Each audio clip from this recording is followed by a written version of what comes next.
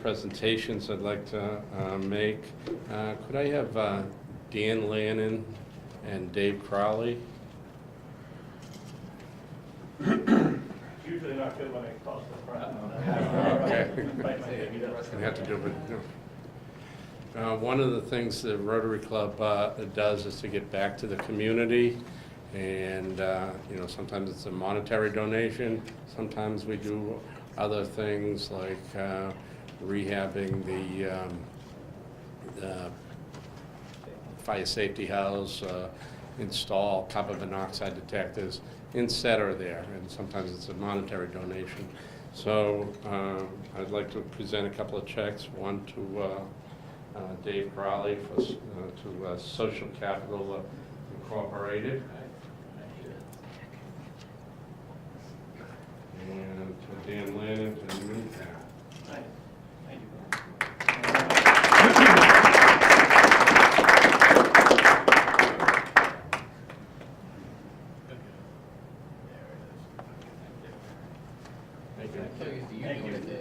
What's that? Yeah, no, I know. No self. Yeah, I could have. And now I'd like to call upon Art Duffy to introduce our guest speaker.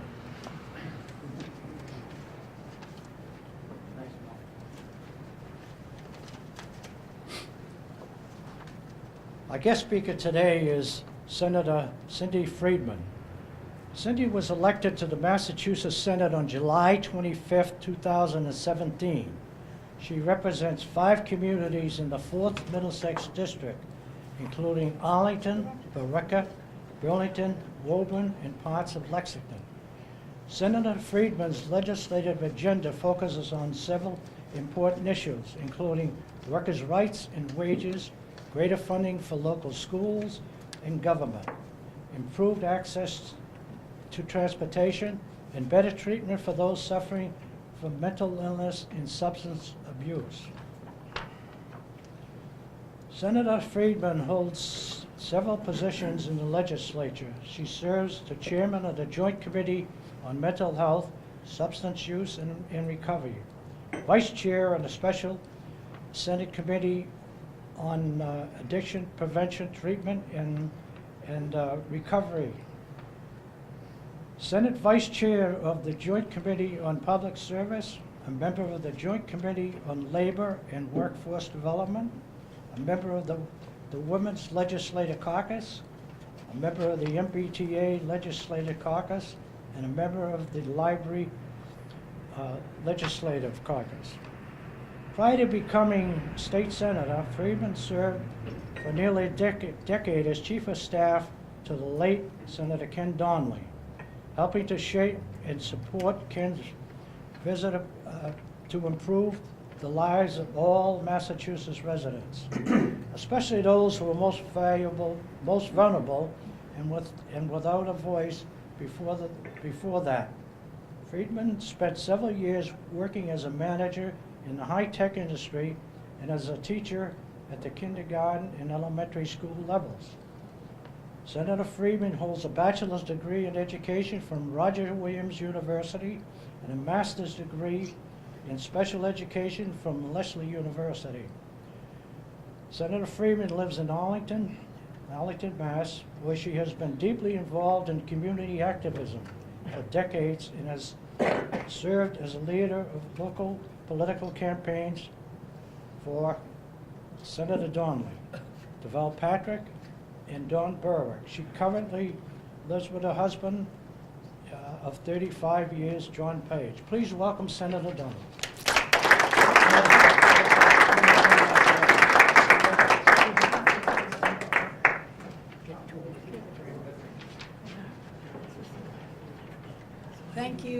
Thank you, Art. Thank you, Bill. Thank you, Rotary, for having me. This is the part of the job that I'm not used to yet, so I used to tell Ken what to say and send him on his way, and now here I am, and Christina's here with me, and she tells me what to say and sends me on my way. So, but thank you very much, and I really am happy to be here. I think it's funny that, Bill, you said, so sometimes Rotary gives back to the community, and I was thinking, Rotary always gives back to the community. That's what you do, and that's why I'm happy to be here, because I really value what you do, and I know that your work is not only local, but it's national and it's international, and it's wonderful to have organizations like yours who are really thinking about how do we help others. So thank you for being here. Thank you for having me. So Art asked me to talk about my legislative priorities, but also to focus on the opioid epidemic that we're having. And so briefly, as you heard, I am somebody who cares very much about ensuring that there's balance in our state and in our nation. I feel that we've gotten to a point where we're really getting out of balance. There are a few that have a lot, and there are more and more that are having less and less. And it's getting harder for people to be part of a level playing field. So what I care a lot about is ensuring that those opportunities that I think many of us have had remain for our children and our grandchildren, and for people who are possibly less fortunate than we are. And so a couple of these issues are around workers' rights, especially wage theft. Wage theft is a huge problem in this state, and it accounts for about $24 million a year. That means people are not being paid the wages that they've actually worked for. And this is something that we very much need to address, because not only is it completely unfair, and it's not part of our ethos, you know, you get paid for a day's work, but it also has a huge effect on our economy and a huge effect on our government in terms of those people not being able to take care of themselves and their families. So this is a big issue, and it's something that I'm working very hard to address. Another issue is transportation. Everywhere I go in my district, the issues of transportation come up. It's major.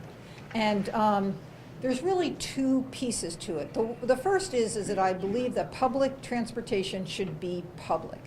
That this is a responsibility of our state government, is to provide public transportation for people. The other piece of it is to be able to think broadly, to understand that it really is among the top 3 or 4 needs of people. If you can't get to your job, you can't work. And if you can't work, you can't pay your rent, and you can't feed your family, and you fall into this cycle of poverty. Or, on the other hand, you have the means, so you get in your car and you spend 2 hours to get to Boston or to the economic hub. You get to spend 2 hours there and 2 hours back, and it is just an amazingly inefficient and frankly very environmentally poor way to address the issue. So we've got to start getting very bold about how we're going to deal with our transportation system. The first piece is get more money into the system.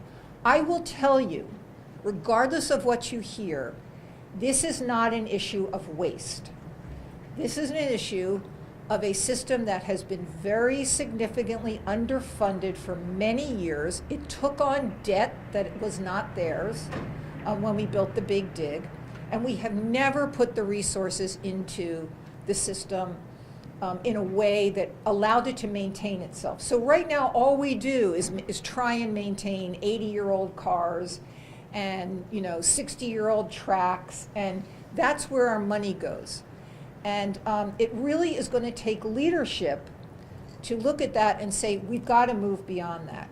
We've got to start ensuring that the Anderson transportation system is connected to the bus lines, to the commuter rail. We've got to ensure that we have transportation from Cambridge Alewife out to Woburn.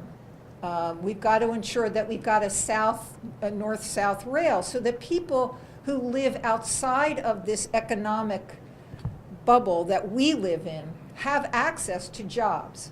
If they have access to jobs, they can support their families, our tax base increases, we have more money to provide for our cities and towns, for our schools, and so it benefits all of us to focus on transportation.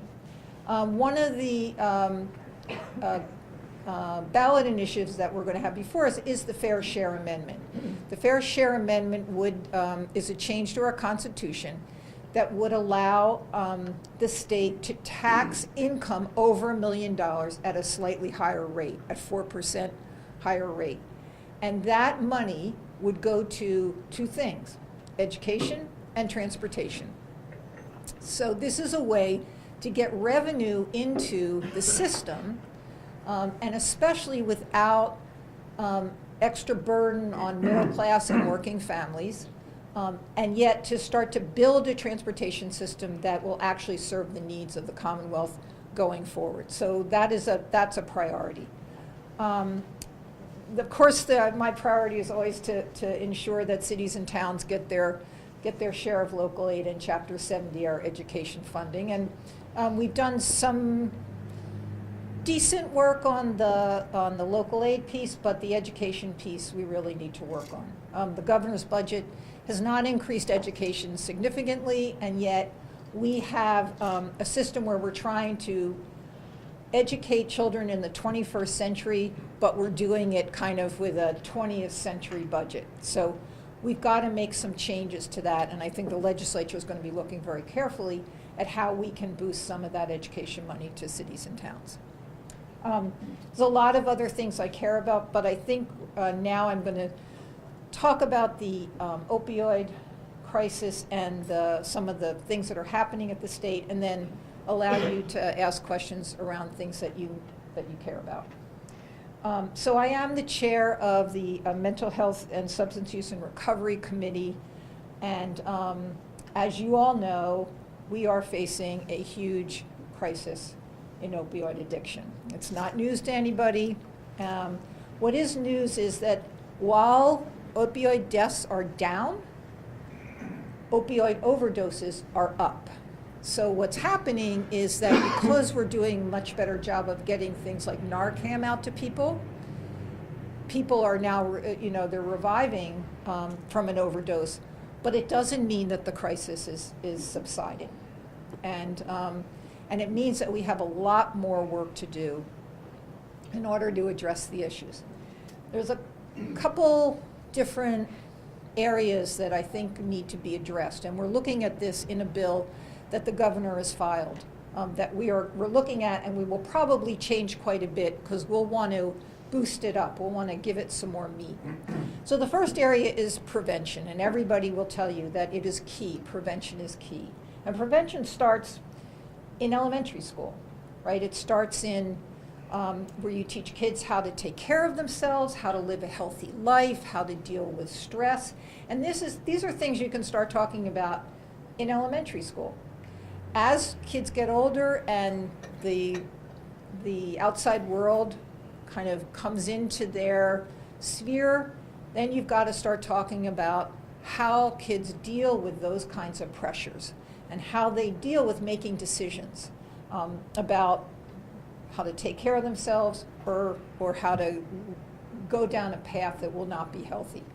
What we have to be sure is that we use evidence-based programs that are actually shown to make a difference when kids are engaged with these programs. The worst thing we can do is have programs where either kids are scared to death or they're not based in science, or they're not based in evidence, because kids are really good at figuring out, wait a minute, that's not right.